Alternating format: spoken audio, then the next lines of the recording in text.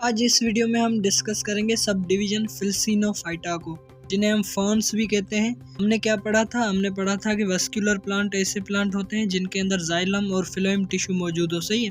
और vascular plant में भी दो टाइप के प्लांट आ जाते हैं। एक ऐसे प्लांट हैं जिनके अंदर सीड मौजूद होता है और दूसरे ऐसे होते हैं जिनके अंदर सीड प्रेजेंट नहीं होता। जिनके अंदर सीड मौजूद होता है उन्हें हम कहते हैं सीडेड प्लांट्स, और जिनके अंदर नहीं मौजूद होता उन्हें हम कहते हैं सीडलेस प्लांट्स। सही है। और सीडलेस प्लांट को हमने मज़ीद दो ग्रुप्स में डिवाइड किया था। एक फर्न एलाइज थे और दूसरे फर्न्स थे। सही है। फर्न एलाइज की मज़ीद 3 ग्रुप्स होते हैं। फर्न एलाइज में 3 ग्रुप आ जाते हैं, सिलोपसीडा, लाइकोपसीडा, स्फिनोपसीडा, जो हमने पिछले वीडियोस में डिस्कस कर लिए। आज इस वीडियो में हम क्या डिस्कस करेंगे? इस वीडियो में हम फर्न्स को डिस्कस करेंगे, जिन्हें हम फिल्सिनोफाइटा भी कहते हैं। सही है। तो फर्न्स जो हैं ये मोस्ट डाइवर्स, मतलब कि बहुत वैरायटी है इनमें, बहुत सारी टाइप की स्पीशीज़ आ जाती हैं इस ग्रुप में, इस डिवीजन में, इसीलिए यहाँ पर लिखा हुआ है मोस्ट डाइवर्स। सही है। डाइवर्सिटी होती है इनके अंदर। और कंस्पिकियस होते हैं of spore producing vascular plant. अब जितने भी वस्कुलर प्लांट हैं जो स्पोर प्रोड्यूस करते हैं उनमें बहुत ज़्यादा जो हैं ये हैं, मतलब कि ये हमें अक्सर मिलते हैं। कौन से? Filicinophyta. Most of these are found in tropical region. अब इनका जो है ज़्यादा तादाद जो है, मतलब कि ये प्लांट जो है बहुत ज़्यादा अमाउंट में कहाँ पर मिलते हैं? ट्रॉपिकल रीजन्स में मिलते हैं। ट्रॉपिकल रीजन्स कैसे? ऐसा रीजन जहाँ पर टेम्परेचर हाई हो। सही। आगे क्या है? But many species grow abundantly in damp habitat. Damp habitat का आपको पता है क्या मतलब? कि मॉइस्ट लैंड। सही है। ऐसी जगह जहाँ पर पानी हो वहाँ पर इनकी जो है ज़्यादा स्पीशीज़ वहाँ ग्रो करती है। इनका तादाद जो है वो ज़्यादा कहाँ पर ग्रो करता है? ट्रॉपिकल रीजन में। लेकिन इनकी जो स्पीशीज़ मतलब कि डिफरेंट टाइप के होते हैं ये, तो ज़्यादा स्पीशीज़ जो हैं वो डैम्प हैबिटेट में ग्रो करते हैं। और डैम्प हैबिटेट कहाँ पर मौजूद होता है? टेम्परेट रीजन्स में। ऐसे रीजन जहाँ पर कंडीशंस मिड हो, मतलब कि ना ज़्यादा हो ना कम हो वहाँ की कंडीशंस, जैसे कि टेम्परेचर ना ज़्यादा हो ना कम हो, और पानी वाटर भी टेम्परेट रीजन में ना ज़्यादा होगा ना कम होगा। तो टेम्परेट रीजन ऐसा रीजन होता है जहाँ पर कंडीशंस मिड होती हैं, ना ज़्यादा ना कम। अब अगर इनकी साइज़ की बात करें तो ये छोटे होते हैं, इनमें छोटे भी आ जाते हैं, जैसे कि डेलिकेट होते हैं। जो छोटे होते हैं वो नाजुक होते हैं। डेलिकेट, फिल्मी मतलब कि छोटे पतले होते हैं। फर्न्स मतलब फर्न्स। और फ्लोटिंग इक्वेटिक भी होते हैं, ऐसे जो पानी में तैरते हैं, ऐसे भी होते हैं फर्न। और बड़े बड़े ट्रीज़ भी होते हैं, मतलब कि इनकी साइज़ का हमें क्या पता चला कि इनमें छोटे भी फर्न्स आ जाते हैं और लंबे बड़े टाल ट्रीज़ भी आ जाते हैं। फर्न्स के अंदर जो है हेटेरोमॉर्फिक अल्टरनेशन ऑफ जनरेशन होती है। अल्टरनेशन ऑफ जनरेशन क्या होता है? हमें पता है कि किसी भी प्लांट की 2 जनरेशन बनती हैं, एक स्पोरोफाइट होती है, दूसरी गेमिटोफाइट होती है। सही है। स्पोरोफाइट ऐसी जनरेशन होती है जिसके अंदर क्रोमोसोम का तादाद कंप्लीट होता है। गेमिटोफाइट के अंदर हाफ होता है।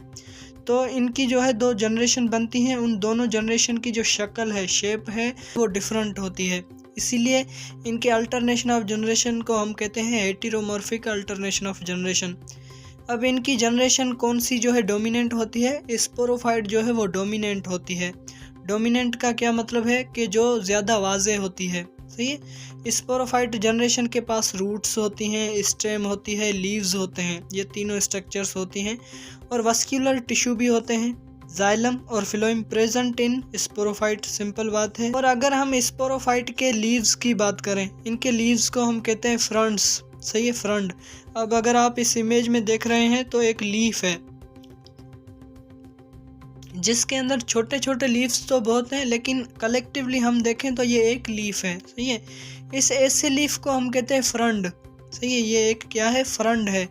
और इन प्लांट्स में, इन फर्न्स में ऐसे लीव्स होते हैं। सही है। तो सिंपली यहाँ पर यही लिखा हुआ है, लीव्स रिलेटिवली लार्ज होते हैं और उन्हें हम फ्रंड कहते हैं। Spore produced in sporangium. इनके अंदर स्पोर्स जो बनते हैं वो स्पोरेंजियम के अंदर बनते हैं। स्पोरेंजियम क्या है? एक बैग होती है, एक स्ट्रक्चर होती है जिससे स्पोर बनते हैं। अब अगर हम इन स्पोरेंजियम की बात करें, इन बैग्स की बात करें, तो ये अरेंज कैसे होते हैं? तो ये क्लस्टर के फॉर्म में अरेंज होते हैं, मतलब कि बहुत सारे स्पोरेंजियम एक जगह इकट्ठे होते हैं। सही है। ऐसे एक पॉइंट बनाते हैं, जैसे कि इन लीव्स की बैक साइड पर आप देख सकते हैं। तो ये कलेक्शन है, यहाँ पर बहुत सारे स्पोरेंजियम मिलेंगे आपको जब आप माइक्रोस्कोप से देखेंगे। तो इस कलेक्शन को हम कहते हैं सोरस। और ये सोरस मौजूद कहाँ होता है?